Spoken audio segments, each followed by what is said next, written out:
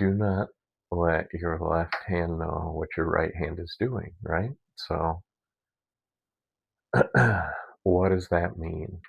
Well, somebody in the comment, please tell me what the Catholic Church teaches on it. I don't know without looking it up. Um, but what if it means when you're praying, what if it's related to like wisdom? What if it's do not make plans? What if it's in prayer a spontaneity of the spirit such that literally the left hand might not know what the right hand's doing, right? Like, where did that come from? Another way to think of it that's super popular nowadays and that frustrates the heck out of me is another timelines. So, like, you're almost hearing it, you know, you're almost hearing it. Um, like it's happening in parallel to you at the same time. So right hand know what the left hand's doing, or vice versa, however I said it.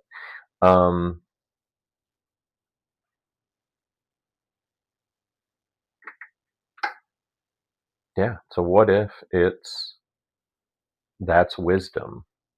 So that spontaneity, what it gives up is control. You know, you might feel free. You might feel lighter than air if you can understand that analogy, with the contrast being super heavy and weighted down to the ground, right? So you might feel lighter than air, but you might also sense um, a secondary presence, maybe.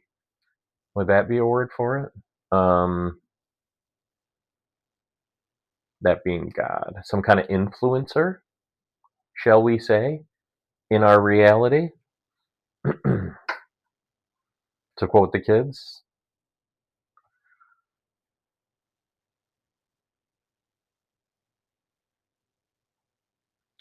So I think there's something there.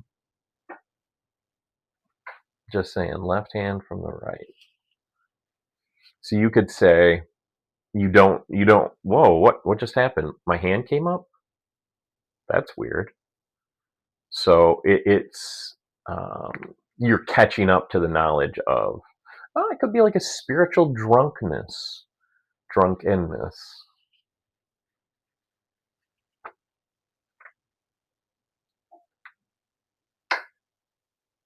Either way, gotta be pretty cool, right? If what I'm saying is um, close to that, close to an openness to God, or an openness to the Spirit, openness to prayer. Uh, you could call it contemplation, but you could call it living in the divine will. Okay, to put a point on it, Louisa Piccarreta, spiritual director, has an incorrupt heart. You can literally go see this guy's heart in Italy. I can give you the address to this dude's heart that died, I don't know, 50 years ago. They might have sealed it in wax, if that helps your understanding.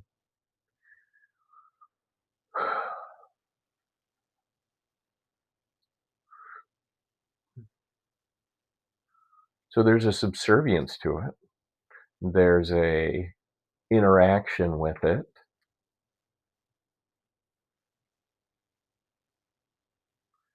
There is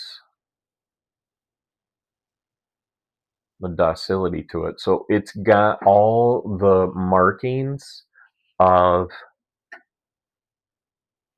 ideologies, right? Think of um, how some ideologies are slavery. You have to think that way. You have to think of this. This has to be in your mind, or dot dot dot, right? Think of any ideologies that are like that. The tribes you belong in, the tribes are going to have rules. Even if it's just common decency, those are rules, right? So, do those rules free you, openness, peace, or do they constrict you? And I know I'm bouncing off the point here, but um,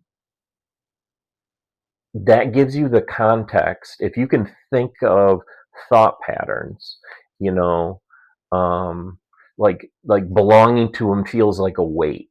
So you can think there's a contrast to that. There's some kind of belonging that I can have that feels lighter than air and feels like I'm happy and I'm joyful and I'm peaceful, right? Because if that exists, that would necessarily have to exist, right? Logically,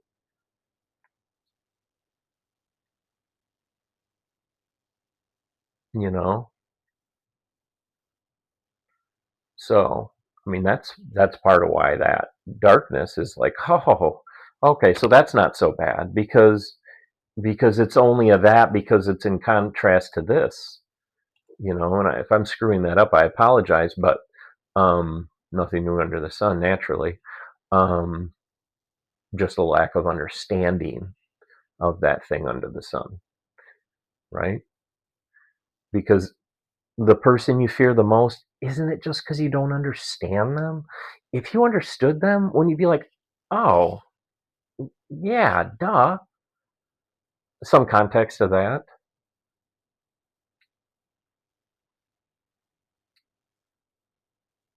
I know it's scary, but it's beautiful.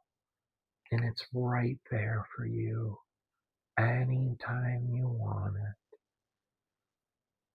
I mean, if you even just speak love, just put that like 20 times in your head and tell me I'm wrong. Peace, peace, peace, peace, peace. Just like 20 times in your head, silently, if somebody's looking at you or if you're looking at yourself.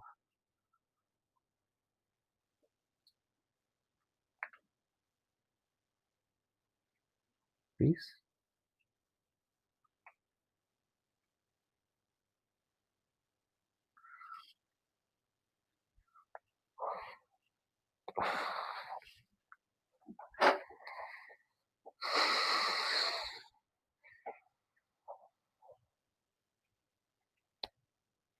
Why the heck?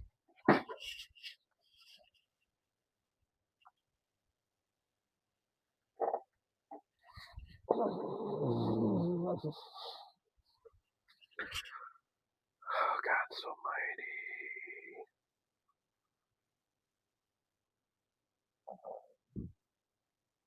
He's so perfect.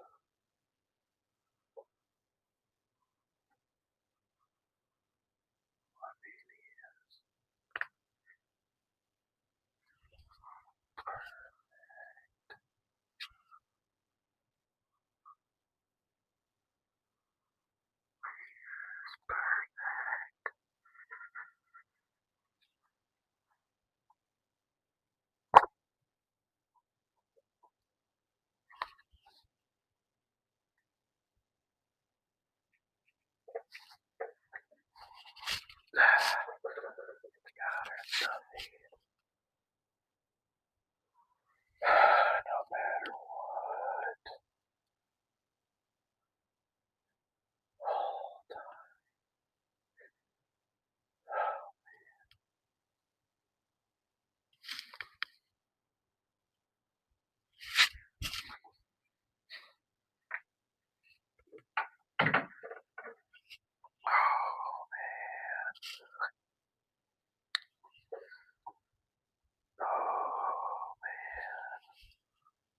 Mm,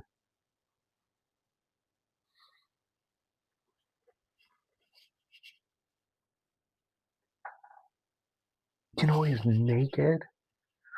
You know that? He was completely naked. Literally. naked. I don't mean to be like obscene here, but could you imagine, like, okay, so take away everything you know about Jesus, right? Clear your mind. See a man on a cross. I know this is tough for everybody, including myself. Man on a cross, and you see them naked. Picture yourself hanging on pieces of wood, naked in front of your mom, your best friend, and everybody who hates you, or like 40 people that hate you, at least 20. Okay? Picture them right in your head, and you're naked in front of them. And that's him. Quite literally naked in front of them. I didn't know that until like a year ago. Not even probably a year ago. Hence my excitement and different understanding.